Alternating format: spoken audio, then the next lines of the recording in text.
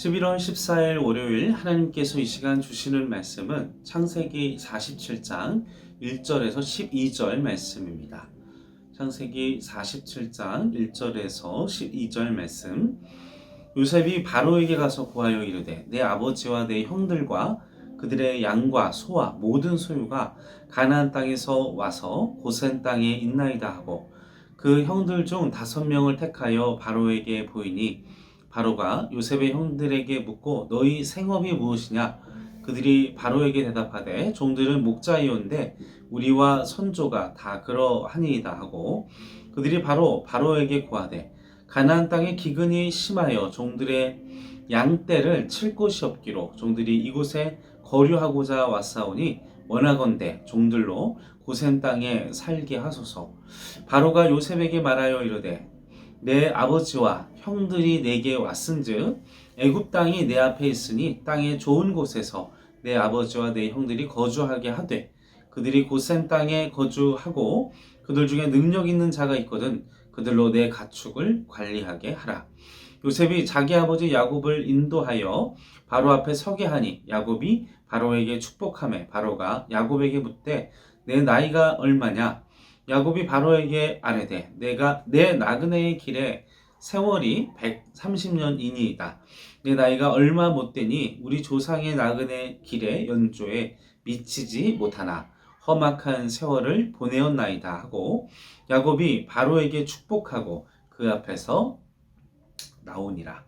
요셉이 바로의 명령대로 그의 아버지와 그의 형들에게 거주할 곳을 주되 애굽의 좋은 땅 라암셋을 그들에게 주어 소유로 삼게 하고 또 그의 아버지와 그의 형들과 그의 아버지의 온 집에 그 식구들을 따라 먹을 것을 주어 봉양하였더라. 아멘. 야곱은 자신의 인생을 돌아볼 때 그리고 이제 그런 자신에 대한 어떤 인생에 대한 고백의 내용이 바로 황제 앞에서 나오는데 야곱은 유난히 이제 축복에 대한 욕심이 그런 마음이 되게 많았던 사람이었죠. 그래서 형 에서의 발 뒤꿈치를 잡았고 또 형의 장자 축복권을 뺏으려고 여러 가지 꾀를 쓰고 결국은 형을 속여서 장자권을 빼앗고 또 이제 아버지도 속여서 형과 부모까지 아버지까지 속이고 또 장자의 축복을 빼앗은 그의 삶은 우리가 보기에도 또 옳지 못한 모습들을 많이 보여왔습니다. 또 형을 피해서 외삼촌 라반의 집으로 도망했고 또 거기서도 양을 치면서 이제 잔꾀를 부리죠. 그러나 또 그에 상응하는 일들을 또 겪게 됩니다. 그죠? 자신의 그 일한 것에 대한 연봉도 제대로 받지 못했고 또 이제 아내도 사기 결혼을 당하고 자기가 속인 만큼 또 자신도 속임을 당하는 이런 여러 가지 그리고 결국은 또 결정타를 자신의 자식들에게 속임을 당하는 어마어마한 충격이죠. 자기가 자식이 죽었다 이런 얘기를 듣는 부모의 마음을 들었을 때 얼마나 이게 끔찍한 이야기입니까? 근데 그거를 자식들한테 속임을 또 당한 야곱. 정말 그의 고백대로 험난한 인생을 살아온 사람이 아닌가.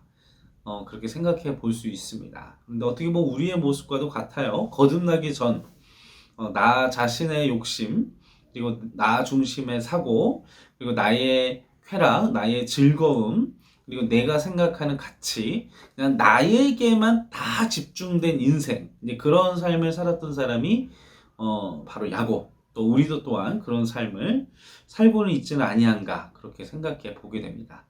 이렇게 자신을 위한 축복 그리고 자기 자신만을 위한 인생을 살았던 그가 7절 말씀에 보면 남을 축복하는 바로를 축복하는 장면이 말씀 속에서 등장하고 있음을 나타나고 있음을 보게 됩니다. 자, 이 바로는 어떤 사람입니까? 이제 이집트 제국하면은 이 세계의 그 문명 중에도 손가락 안에 꼽히고 또 당시에도 그 제국으로서 엄청난 나라이지요. 그리고 이 애굽의 황제는 자신이 어마어마한 부귀영화를 누리는 사람이었을 겁니다. 근데 그에 비하면 야곱은 고생을 많이 하고 또 자식을 잃고 나서 얼마나 마음고생이 심했겠습니까? 모든 걸 잃어버린 마음의 상태, 모든 것을 잃어버린, 그리고 또 7년의 극심한 이 가뭄 때문에 이 소유도 많이 잃었고 그런 계속되는 그런 환란 속에서 지쳐버린 그가 지금 바로 황제를 만나자 그리고 그를 축복하게 됩니다. 오히려 왕에게 축복하는 게 아니라 그가 축복하는 입장. 야곱은 그 스스로 또 알고 있었을 것 같습니다. 왕보다 복 있는 자. 왜냐하면 하나님을 믿는 자였기 때문인 것입니다.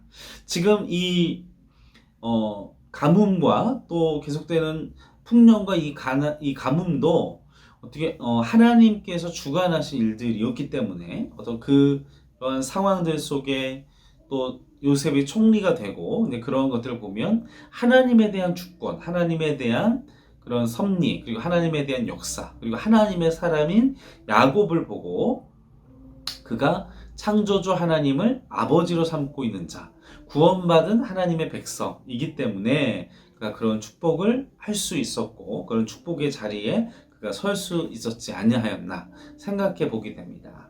그리고 8절 9절에 보면 바로가 나이가 몇이냐고 물어보고 또 어떠한 세월을 살았는지를 물어보게 되죠.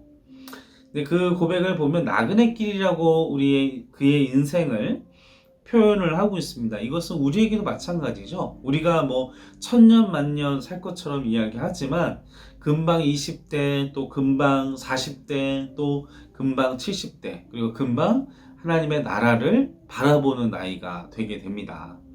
이와 같이 우리의 인생 그리고 우리의 영혼은 이 영혼을 위한 시간으로 우리의 영혼과 우리의 마음은 하나님께서 창조하셨기 때문에 이 육체는 기껏 길어봐야 120, 150 밖에 되지 않는 그 아주 제한적인 몸을 가진 존재이기 때문에 우리의 인생은 금방 나그네 길처럼 이 세상에서 뺄 수밖에 없는 존재라는 것입니다.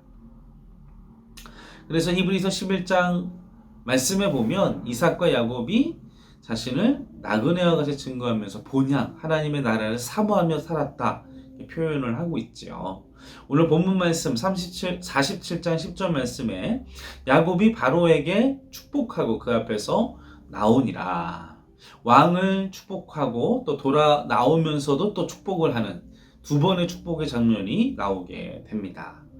자, 어떻게 보면은 오히려 그 야곱이 황제에게 청탁을 해야 하는 상황이에요. 그죠? 우리 아들 요셉 잘 보살펴 주십시오. 저희가 신세지로 왔습니다. 이렇게 어떻게 보면 부탁하게 되는 그런 상황임에도 불구하고 오히려 복을 빌어주는 당당한 또 그런 하나님을 믿는 사람들은 그런 사람이 되어야 한다는 것입니다. 우리가 어떤 관계를 맺든 축복해 줄 수 있는 그리고 축복해 줄 수 있는 정신적인 상태, 영적인 상태, 믿음의 상태를 가져야 할 줄로 믿습니다. 여러분의 삶의 자리에 야곱처럼 우리가 어디에 자리에 있든 내가 축복을 빌어줄 수 있는 그 아브라함부터 시작된 복의 근원이 되는 하나님 때문에 예수 그리스도 때문에 성령님 때문에 하나님의 권능 때문에 우리가 복의 근원이 되어져서 내가 서 있는 그곳에서 복을 빌어주는 행정교회 우리 온 성도가 되기를 주님의 이름으로 간절히 축원합니다. 그 전에 야곱의 삶은 어떻습니까? 욕심을 부리고 갈등을 일으키고 분쟁을 일으키고 상처받는 사람들이 생기고 젊었을 때 거듭나지 않았을 때 야곱은 복을 받으려고만 애썼습니다.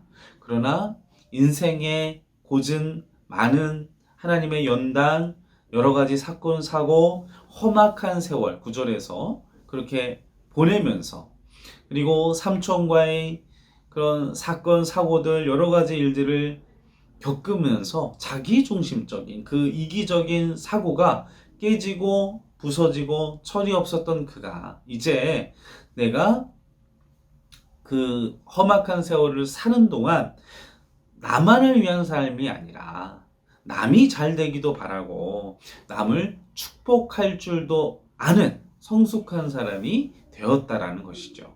사랑하는 성도 여러분, 나만을 위한 인생만 신경 쓰지 마시고 이제 남이 잘 되기를 바라고, 또 남을 축복할 줄도 알고, 또 남을 돌볼 줄도 알고, 남을 또 챙겨줄 줄도 알고, 다른 사람을 위한 영적인 나이를 우리가 먹어야 할 줄로 믿습니다.